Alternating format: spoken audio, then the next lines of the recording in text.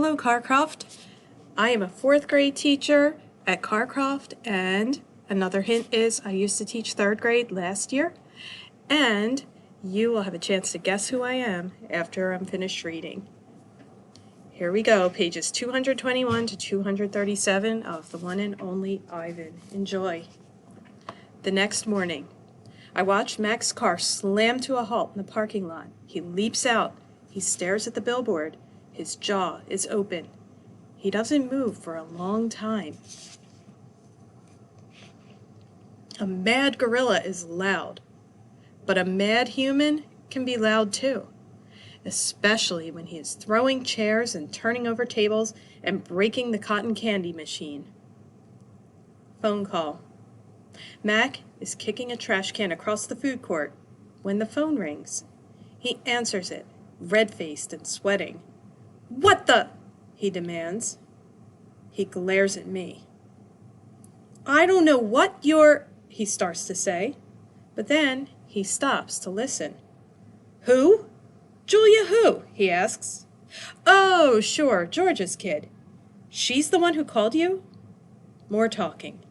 With the phone to his ear, Mac comes closer to my cage, eyeing me suspiciously. Yeah, he says. He paints. Sure. We've been selling his art for quite a while now. There's another long pause. Yeah, absolutely. It was my idea. Mac nods. A smile starts at the corners of his mouth. Photos?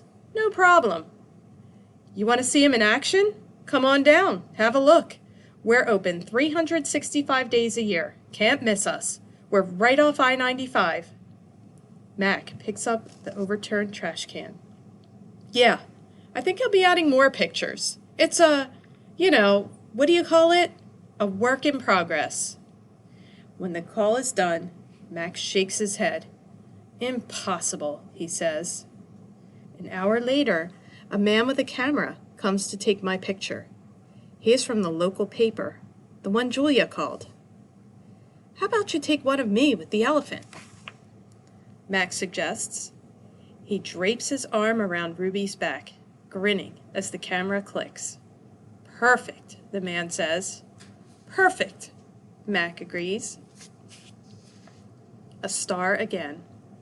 A photo of my billboard is in the newspaper. Mac tapes the story onto my window.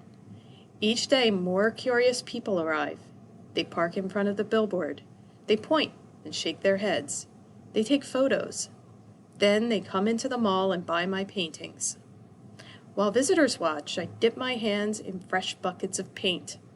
I make pictures for the gift shop and pictures to add to the billboard. Trees with birds. A newborn elephant with glittering black eyes. A squirrel. A bluebird. A worm. I even paint Bob so he can be on the billboard too. I can tell he likes the picture, although he says I didn't quite capture his distinguished nose. Every afternoon, Mac and George add my new pictures to the billboard. People slow their cars while they work. Drivers honk and wave. My gift shop pictures now cost $65 with frame. The Ape Artist. I have new names. People call me the Ape Artist, the Primate Picasso. I have visitors from morning till night, and so does Ruby. But nothing's changed for her. Every day at 2, 4, and 7, Ruby plods through the sawdust with Snickers on her back. Every night, she has bad dreams. Bob, I say, after I've soothed Ruby to sleep with a story, my idea isn't working. Bob opens one eye. Be patient. I'm tired of being patient, I say. Interview. This evening, a man and woman come to interview Mac and also George and Julia. The man has a large and heavy camera.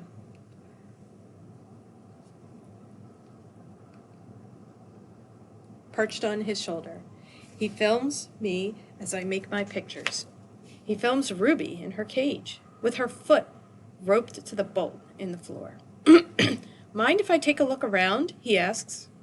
Mac waves a hand. Be my guest. While Mac and the woman talk, the cameraman walks through the mall. He pans his camera right and left, up and down. When his eyes fall on the claw stick, he stops. He trains his camera on the gleaming blade. Then he moves on. The early news. Mac turns on the TV. We are on the early news at 5 o'clock. Bob says, "Don't let it go to my head." There we all are, Mac, Ruby, me, George and Julia, the billboard, the mall, the ring, and the claw stick. Signs on sticks. In the morning, several people gather in the parking lot. They're carrying signs on sticks. The signs have words and pictures on them. One has a drawing of a gorilla cradling a baby elephant. I wish I could read.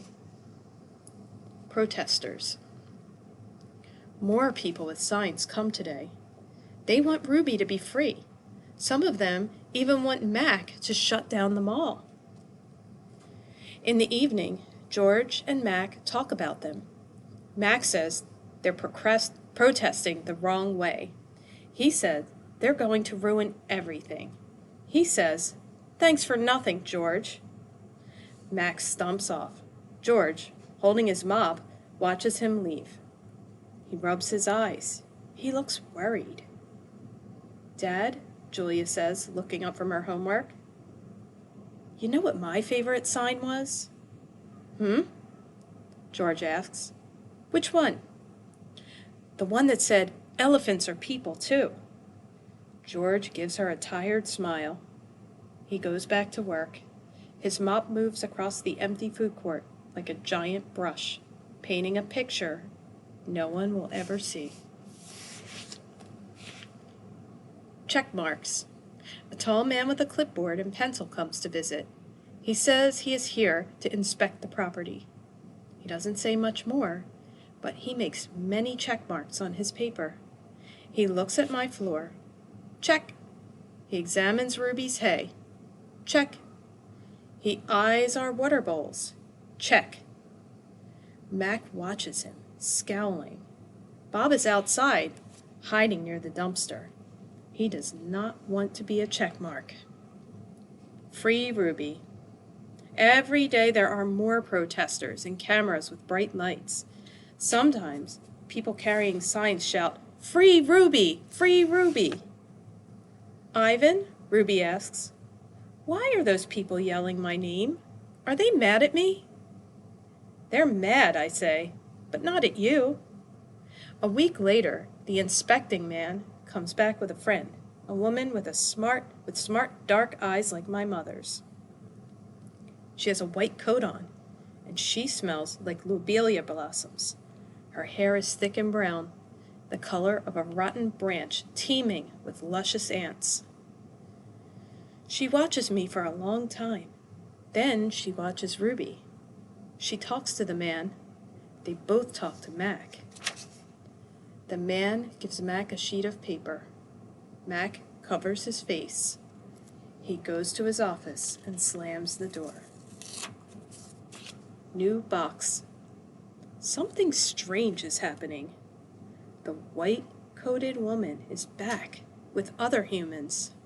They place a large box in the center of the ring. It's Ruby-sized. And suddenly I know why the woman is here. She's here to take Ruby away.